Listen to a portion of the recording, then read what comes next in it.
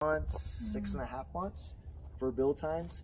And now, because of what we're dealing with trying to get things here, we're up to 10, 11 months right now. Wow. So almost double the build time. And that's not what I'm used to. Yeah. You know, not at all. I mean, we were closing, it was 12 houses a month we closed. It was 3 a week, like clockwork. And, you know, it's busy that way, but for me, it's easier to build 30 homes that are running nice and smooth than to build 12 homes that are missing materials, and the guys come and they only have, well, we only have half of what we need, you know, and then we have to wait for the other half before we can move on. So it's been a drag. It's been a drag for our home buyers, for us, for our trades that are, I mean, it's not their fault because they're waiting for a semi to come across the country to get their stuff. Yeah. So I mean, all the way from them all the way down to our home buyers, it's just been frustrating over the last 2 years. You almost had the potential of doubling up how many houses you were working on at one time.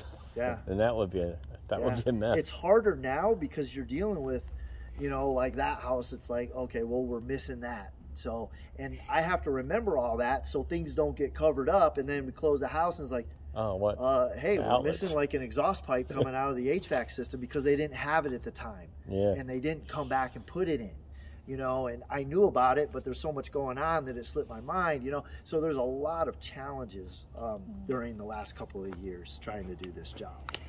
But, you know, even, you know, 2 years ago, I had a neighborhood where I was building 106 houses at once. Okay. I had a partner with me doing it.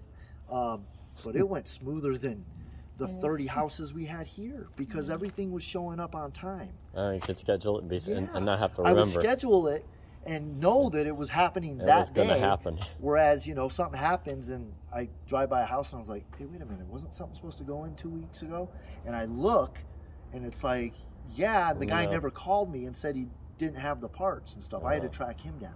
Well, so it's tough. It's tough these days, you know, but you know, everybody in the industry is crossing their fingers that it'll all get back to normal.